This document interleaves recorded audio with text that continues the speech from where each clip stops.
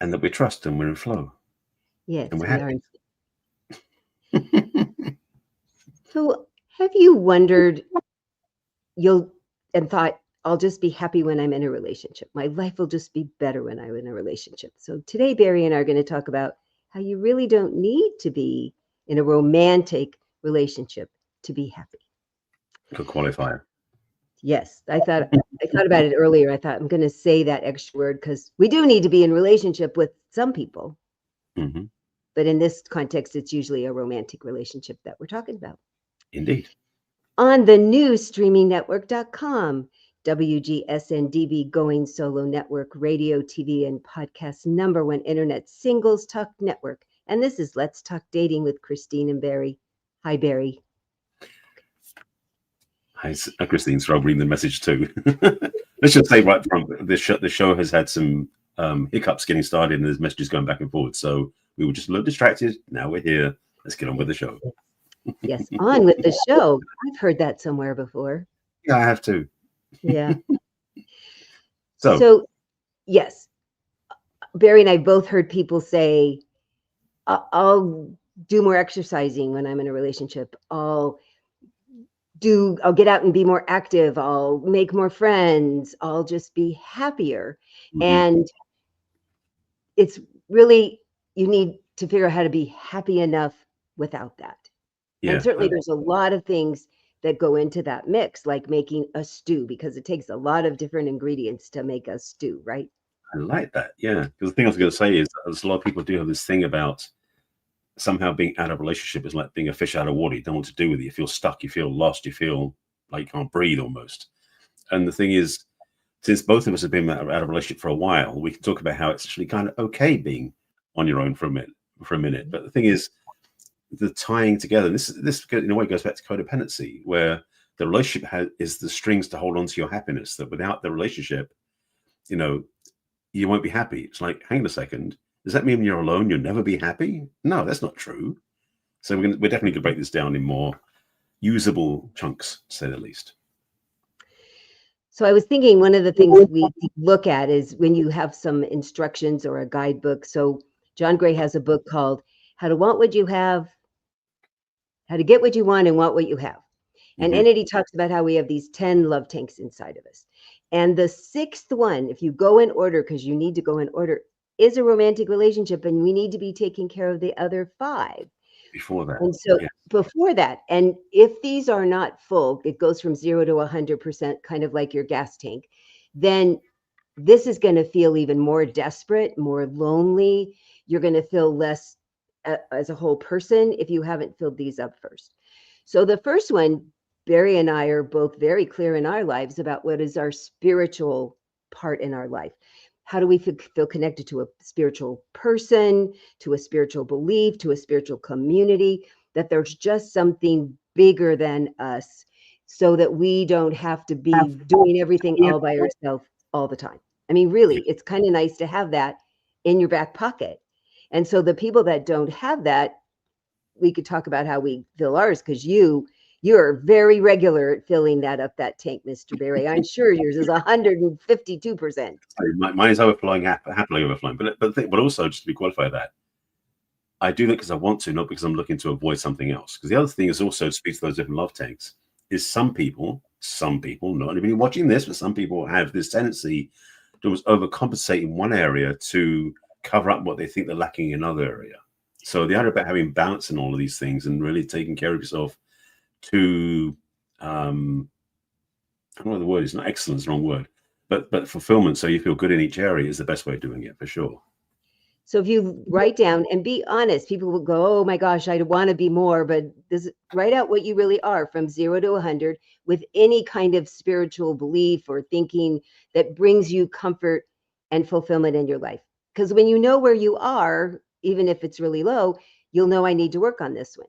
The next one is family. Now, if you don't have a biological family of origin that you're close with, because lots of people don't, it's people that feel like family, that it's the kind of friendships or peripheral relatives or other people's relatives that have adopted you. I have a lot of that, you now feel you are engulfed, enmeshed, embraced by people who really would be there at the moment's notice, who treat you like a good kind of family place.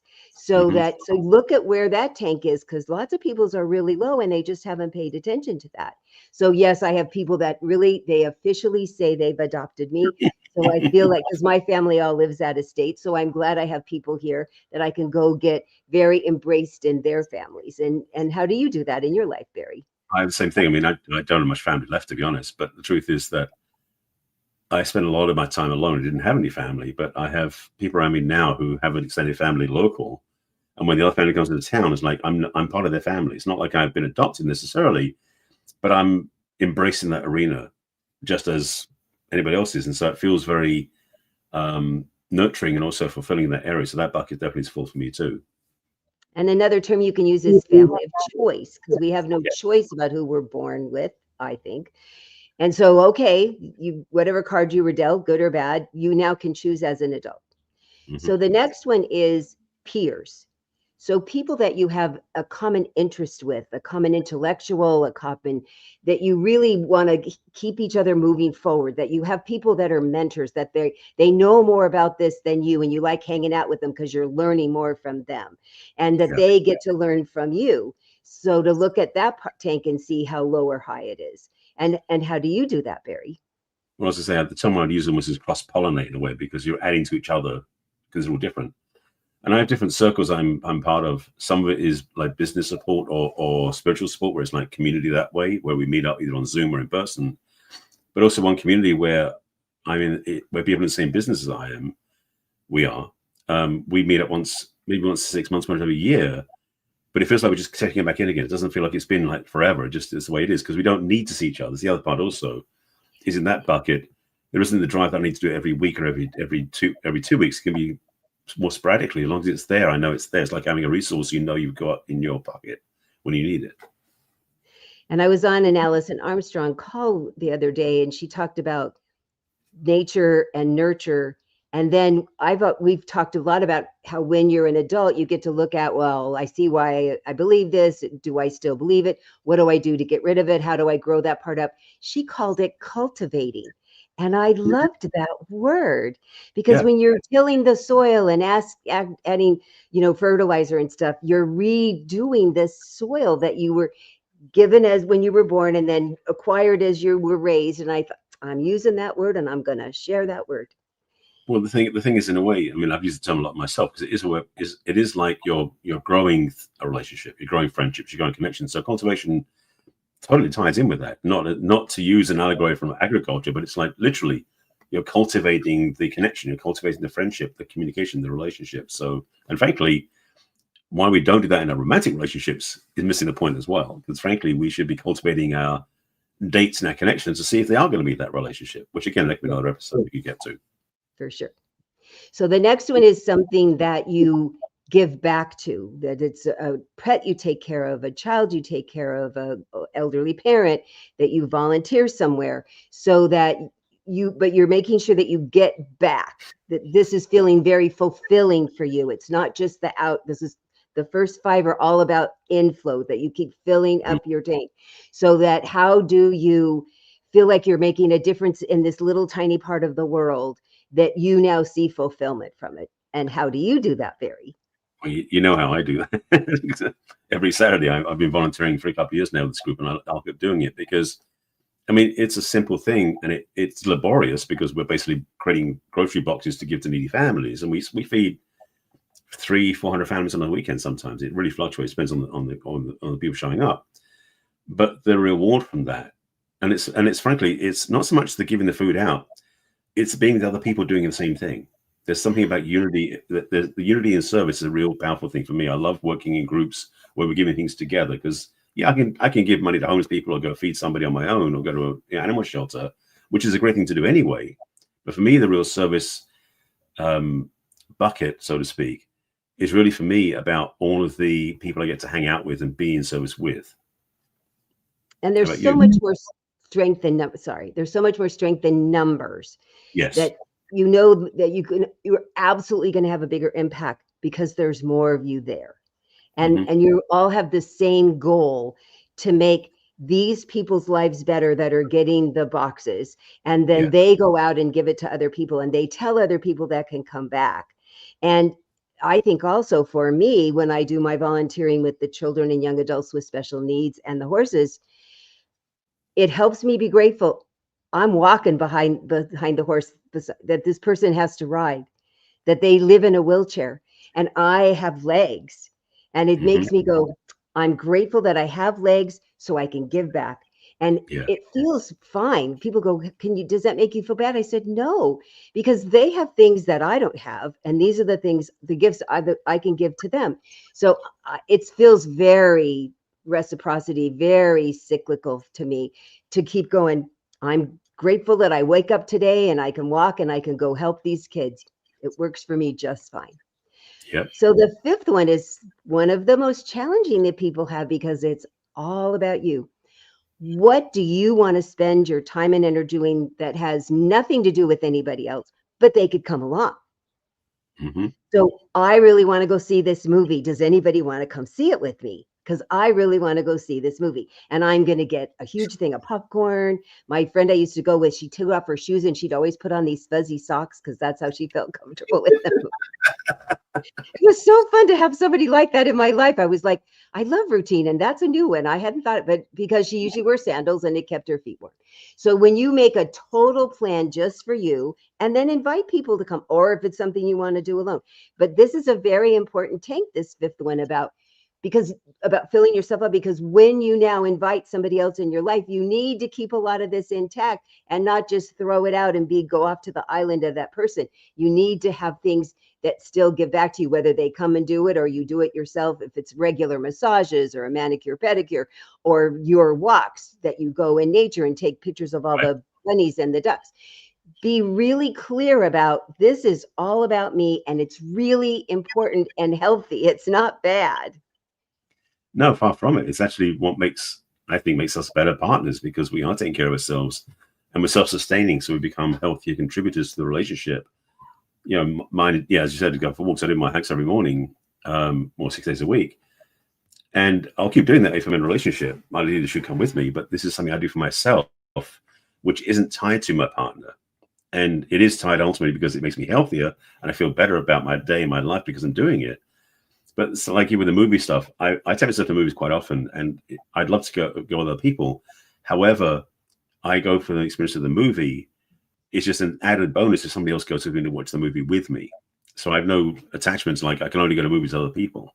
It's one of those stretches that people are single. I think it's one of the best skills to learn is, how do you take yourself out? We go to a restaurant or go to a movie, go to a show, do something on your own that doesn't have anybody else with you, because you discover your own company can be worthwhile, which is a great thing to learn. People were always amazed the vacations that I used to take myself on all by myself. I would meet people and talk to people when I was there, but I went out of the country by myself, and I was very safe and smart and careful about it. But I was teasing somebody yesterday because she's going to go out of the country all by herself. And I said, I loved going with my husband, and I loved going with the people. I was very careful who I went with. And the times you Hmm. go by yourself, I feel like a nap. I feel like eating at this time of day. Hmm. So it's a new side of freedom that's Yeah, not better or worse, but it also helped me feel even more independent, even more capable. How do I get around, navigate in a new city? Who do I ask questions of? It was very helpful for me, and it made me even more a better companion when I went traveling with my husband. I was very happy to turn things over to him, but I was not afraid, oh my gosh, if we missed each other at the airport somehow. It was really helpful. Yeah. No, I love that, because it's part of the it's like our identity is created in who we are, not by who we know and who we're around. Because I know certain people, and there are people out in the world who identify themselves as being in the relationship they are with their partner before anything else. And that can sound romantic, but really, to identify yourself as who you are because of your spiritual practice, your service, your friendship, all these different things we talked about, is really, first of all, if you're single, makes you way more attractive because you're now somebody that people want to get to know. But second, when you're in a relationship, it doesn't take away from you, it adds to you. So when you get to the sixth part and you now are dating, and men ask that question that I now understand is lovely and courteous about, tell me about yourself. And because I used to think it was a very lazy question, and now I understand it's very respectful. I have lots of things to talk about. The trips I've been on, the volunteering I do, exciting things I'm doing in my business, the movies that I went to see by myself. And then I also make sure to say, and wow, these are the kinds of things I like having a partner to go with. Gosh, it would be fun to have a partner, because otherwise when men go, well, where's the place for me? You do all this stuff yourself. Do you really want somebody? Is there room for me? So I always add that part because it's the truth. I really would like the balance. I don't like doing everything by myself. And I really want to be in a romantic relationship. So I want to show them that there's plenty of room. I have this whole other thumb that's ready, willing, and able to add after I filled up these other 5, because we will ignore that when we think we can't be happy without a relationship. Yeah. Oh yeah, absolutely. So then this 6, the others are giving back to the world. So you find out a way to give to your community, you find out a way to give to your country, and then you find out a way to give to the world, and then you find out a way to give back spiritually. And too many people are too busy doing this hand before they filled up this hand, and then they're exhausted and they're frustrated and they're feeling really desperate about trying to fill up the relationship one. Where if your life feels full enough in all these other 5 ways, and you make room for a relationship, it is such a better place to come from. Because as we've talked about, you start out as these independent people, and then you create this interdependent third thing of a relationship, and you're not glomming onto somebody being codependent where you're completely dependent on each other for everything all the time. Doesn't work out very well. No, I mean, we talk about this many times in our show about the elevation beyond codependency to interdependence, because it's a healthy way of being in a relationship. And this what we said so far really is the foundational steps, how to build that independence for yourself to become interdependent with somebody else.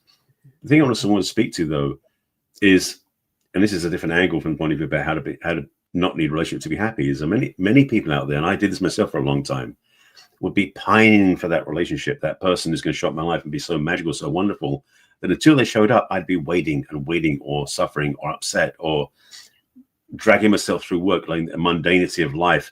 Because when they showed up, then my life would be whole and complete and exciting and wonderful. And it sounds romantic, sounds like the fairy tale, and frankly, it is bullshit. Sorry, you're talking to drink.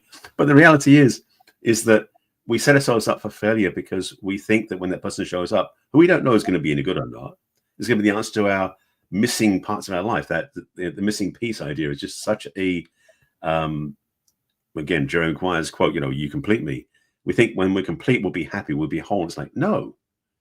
The reality is, and I'll say this again and again and again all the time with my clients, it's like, when you are whole, that's when you attract somebody. When you're happy, that's when you attract somebody. So when you're not in a relationship, is the time to focus on yourself and having a healthy and fulfilling relationship with yourself. That's the way to do it. And if you think of, that's such a good point, Barry, thank you. And if you think about the tanks, you're having a relationship with a spiritual being or a spiritual belief.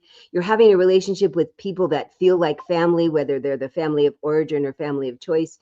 You're feeling like you're having a relationship with people that you're having intellectual conversations with, that you're participating in interesting projects or interesting moving your life forward.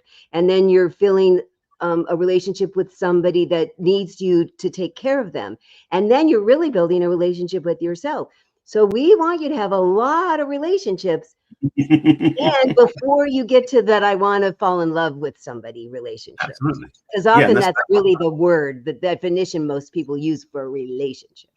Yeah, that's what I like when you said at the beginning for the title of the show, being romantic relationship, because the thing is, we do consider a relationship to be the one with a partner. Whereas we're talking about in this conversation about all the relationships we have on so many different levels, which is really, for me, it's what makes life work, frankly. It's so important. And again, the title of the show is self-explanatory. You do not need a relationship to be happy. So the question you can ask yourself if you're listening to this and you want to consider for yourself is, what makes me happy that doesn't require somebody else? So without any other relationships, friendships, whatever they are, What can you do for yourself? What can you experience that you'll love doing that makes you feel happy and joyful? Maybe it is sitting on the beach or going hiking in the mountains or meditating or watching a great show. It's like, what is it that makes you feel happy? Because the answer to that question will free you up from the need for a relationship, but it'll make you available to have a relationship.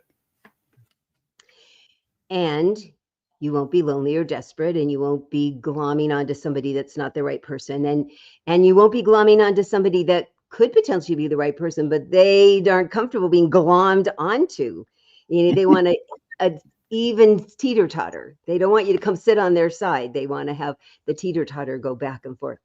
So filling up this other part of your life will also give you perspective of, well, how much intellectual stimulation do I need from them too? I've now learned I like to have these kind of conversations. Do I need an intimate partner that can have these kind of conversations or something like it? Boy, I have a giving heart. How much of that do I need in a relationship of somebody who also has a giving heart, even if they give back in a different way? How much do I want to, because it's certainly my favorite thing, to feel at home, to feel that, I don't know everybody's definition, but I'm sure clear about mine, that when I finally had moved myself to the place where I could absolutely fall in love with my late husband, I really knew what that word meant in a romantic relationship, and I'd never felt it before. And I really give total credit to myself that I did all that work before, that I was able to know he was the right one and to be available for it, and then to receive it when it came. And so if you are seeking that, these are really the steps to get there, forming all these other relationships before you embark on that one. And part of that I'll say for myself, because as I've shared in the episodes before, I've been single for a long time. I've really come to a healthy and whole relationship with myself in all things I do. I love my life. I love the way I do, love the way I live my life. And the other part that becomes the secondary piece, which we talked about in other episodes as well, is that I'm not looking for a relationship to fill up, replace, or change anything about my life. I'm looking for a relationship to add to what I'm already doing. But the truth is, because I'm enjoying what I'm doing, that person's going to be pretty spectacular to add to what I'm already doing, because my life is working great. And I'm not going to give up any of that to settle down into a relationship that's not going to be fulfilling. So the thing about not being in a relationship to be happy, taking it to the next level, is if your relationship with yourself is really healthy, happy, and fulfilling, first of all, then you get clear you really don't need a partner, which is what it's really about, so that you can choose one rather than have to have one. There's no desperation or neediness there. But secondly, you then choose at a higher level of what you're looking to actually accept into your life as a relationship.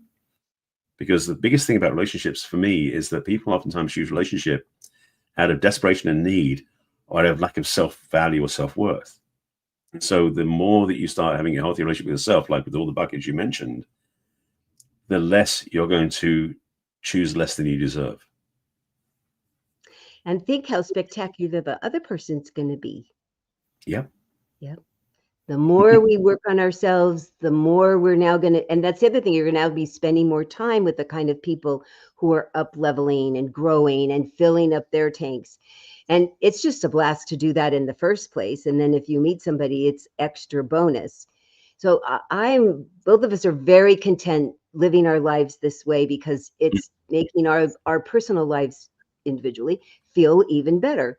And so we encourage you to learn more about this, because if you're hanging out waiting for this romantic person to show up and whisk you away like in the Disney movies, it doesn't usually turn out like the Disney. And the mothers always die in the Disney movies, so they don't always have happy endings. It's the truth. I hadn't thought of it that way. I guess I always leave that one there. I'm not going to start commenting on that. You'll have to Google it.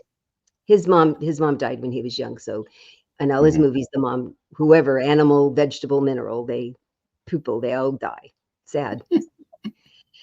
Okay. Yes. We're going to stop a little early this time because we started a little late. So now, if you would love to get a hold of Barry or we're going to tell you how to do that. If you'd like to learn how to fill up those tanks so that your life will just be happy right now, with and without a romantic relationship.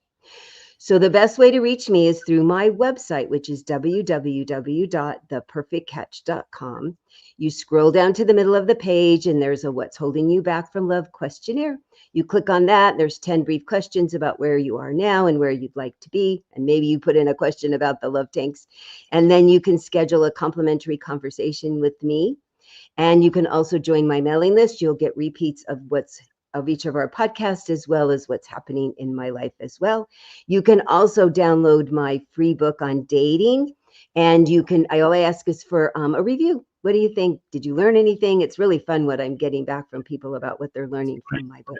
Yeah. You can also send me a personal email at Christine@theperfectcatch.com. At the bottom of the homepage of my website, you can also click on all my social media of Facebook and LinkedIn and Instagram and Twitter and YouTube and Pinterest. And the YouTube takes you directly to my channel, where you can also watch all the replays of our over 230 podcasts. And please, Barry, tell them how to get a hold of you too. 230 episodes. Wow, we've been busy. But we've had a lot to talk about. Yeah, we covered a lot of topics for sure. So likewise, like Christine, I have a website and social media. So to find me, go to my website, which is barryselby.com. On the home screen, there are three options on the home screen besides the navigation. At the top of the screen is the button you can click on to schedule a conversation with me, like get on my calendar. Also has a conversation, a consult form you can fill out, which basically gives me some clarity of what you're looking for, where you are, and where you want to go. So we can schedule a conversation of a 20-minute complimentary chat with me. That's my gift to you. At the bottom of the screen is an option to jump right into my email list, because I do send out emails pretty frequently, besides replays of the show, which I send out every week. I also have some new things brewing. In fact, I'll tell you about that in a minute, because there's news coming up. In the middle of the screen is one of the quizzes that I have, which is the relationship readiness assessment. So if you're not sure if you're ready for a relationship, take the quiz, because it will give you some clarity and understanding. And you go directly to it by typing in barryselby.com/quiz, or click on the button in the middle of the screen. And that will basically have you give you some pretty direct, deep questions you can answer. There you go. That will give you some feedback, some guidance, and also a recommendation of a conversation with me afterwards. I said there are two quizzes. The second quiz, the second one is not on my website. Sorry, it's not on my homepage, but you go directly to it, which is barryselby.com/self-quiz, because that is about your relationship with yourself. Surprise, surprise. It's basically a self-evaluation of where you are in your relationship with yourself and all the different areas. There's 7 different areas I go through in the quiz. That goes pretty deep in those different areas, and you get really a status of how you are in each of those 7 areas, not the buckets, different ones. These are 7 areas. And you'll also get a nice PDF that goes with it, which you can download. It's got some next steps, guidance, and some ideas of what you can work on. Those 2 quizzes I recommend highly. Also, my website is my book. Go to the book page, because there's a bunch of information there we can check out, including a little AI-generated review of my book, which is pretty cool. The thing I want to mention, by the way, because that is in my emails, and you'll get, if you're on my email list, you'll get a notification of this, because we're right now this show is out in June. Next month is Labor Day. Is July 4th, which is Independence Day, also known as the Day of Freedom. And I've been thinking about this for a while, but I'm offering in July for 5 people. I'm offering a group program in July, which is talking about emotional freedom, because a lot of stuff people aren't working as their emotions. So I'm doing a one-time special offer. It's for 5 people. If you're interested, email me, and you can drop an email at barry@barryselby.com to let me know you're interested. And I'll send the contents and information about it. It's not on my website. It's not going to be marketed there. It's going to be purely interactive with people who want to find out more about it. It's something new that I've just been sitting on for a while. I said, I need to start teaching this. So I'm going to put it out for the month of July. It's going to be a 30-day course starting the week after July 4th. So you can still go celebrate. And then the week after, we start getting to work. So, and social media wise, you can find me on all the platforms under my name, Barry Selby, on YouTube, on Facebook, on LinkedIn, Blue Sky, Pinterest, and then on Threads and on Instagram, it's The Real Barry Selby. And I think that's everything. And we're always here live every Thursday at 1 o'clock Pacific and 4 o'clock Eastern. You can also watch our videos on repeat on YouTube and on Roku on your TV or your other devices. But they could take us with them and just listen, right, Barry? Indeed, because we also come out now in podcast form, so you can watch us on YouTube and other platforms. But if you're running around doing stuff, you can't watch us live. Just listen to us on the podcast platform. So Apple Podcasts, Spotify, Amazon Podcasts, all those podcast platforms. Our show gets put out there too. So all 230 plus shows, as Christine mentioned, are available for you to binge listen whenever you want to. And you can basically sit down and listen for days and days and days and improve your relationship skills. And we would love for you to like, review, and share it with other people that are having challenges in their dating and relationships. Yeah. And we'll be back next week with another fun show with information to help you improve your dating and relationship life. It'll be juicy for sure. We'll see you then. Juicy. We only talk about juicy things. Bye for now. Bye for now.